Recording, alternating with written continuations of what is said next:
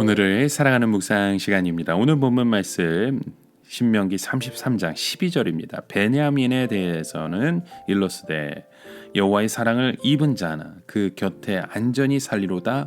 여호와께서 그를 날이 마치도록 보호하시고 그를 자기 어깨 사이에 있게 하시리로다. 자, 우리가 알고 있는 이 베냐민에 대한 이미지는요, 약한 이미지가 많습니다. 그는 이스라엘 12 아들 중에 가장 어리고 약했죠. 어떻게 보면 베냐민은 요셉의 축소판이라 할 수 있습니다. 왜냐하면 요셉과 같은 라헬의 소생이기 때문이죠. 그런데 형인 요셉이 먼저 엄청나게 고난을 받는 바람에 사실 고난을 덜 받았지만 그럼에도 형제들 중에서 가장 약한 자를 뽑으라면 베냐민이 떠오르는 겁니다. 자, 어느 집이든 여러 형제들 중에서 막내라고 하면 좀 버릇이 없고 고집불통이라는 느낌도 들지만 사실 막내는 제일 불쌍하죠. 왜냐하면 부모의 사랑을 많이 받는 것 같지만 그래도 어려서 부모가 돌아가시면 불쌍한 자식이 되는 겁니다. 형들 중에는 부모 같은 형도 있지만 그렇지 못한 형들도 많습니다. 여기서 베냐민은 우리 형제들 중에서 나중된 자, 특히 약한 자를 나타내는 것을 보게 됩니다. 사람들이 보기에는 약하지만 하나님께서 밤새도록 지켜주시고 어깨 사이에 올려놓고 사랑을 하신다는 말씀을 오늘 본문에 주십니다.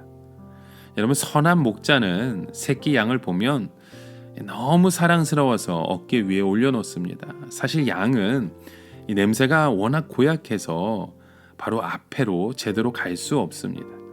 그런데 선한 목자는 양을 어깨 위에 올려놓을 정도로 사랑을 보여주죠. 예수님도 말씀하시기를 마가복음 10장 31절에 먼저 된 자로 나중되고 나중된 자로 먼저 될 자가 많다는 말씀을 하십니다. 이 말은 늦게 예수 믿고 아직 아무것도 잘 모르는 사람이 이 베냐민 지파라는 것입니다.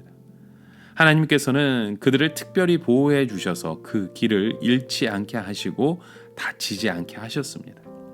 그런데 여기에 보면 모세가 축복하지 않은 지파가 하나 더 있습니다.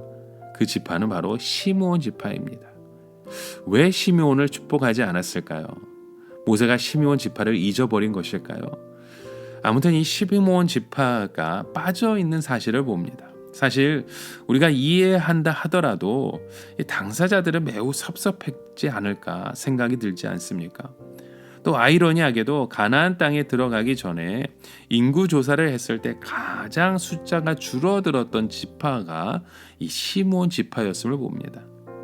나중에 시므온 지파는 단독으로 자기 땅을 차지하지 못하고 유다 지파 속에 들어가서 유다 지파의 한 부분처럼 됩니다. 그러나 이 시므온 지파가 단독으로 복을 받지 못했다고 해서 여러분 크게 섭섭할 필요가 없었다는 거예요. 왜냐하면 자기 복이 없으면 오히려 다른 사람의 복을 전부 자기 것으로 삼으면 되기 때문이죠. 이럴 때는 소속이 없는 것이 오히려 모든 소속에 다 들어갈 수 있다는 이 이점이 있기도 합니다.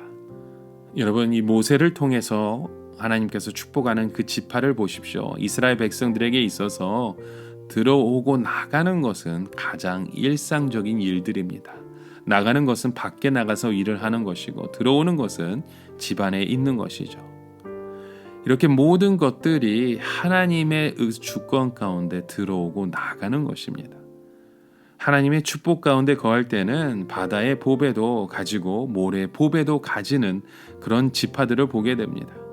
여러분, 도대체 바다의 보배가 무엇이고 모래 속에 감추인 보배가 무엇이겠습니까? 한 번은 바닷가를 돌아다닐 때 굴 양식으로 유명한 곳을 찾아보았습니다.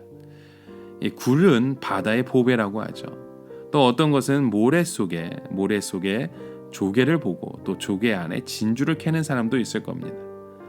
여러분, 바로 우리 하나님의 백성들이 그런 존재라는 것입니다. 다른 사람들은 쓸모없다고 생각하는 것들을 우리가 주워서 말씀으로 갈고 닦으면 보배 같은 사람이 되는 것입니다.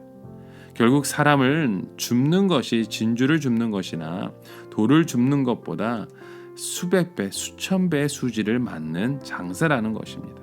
그것처럼 사람을 세워가고 사람을 이끌어가는 것이 복된 삶이라는 것이죠.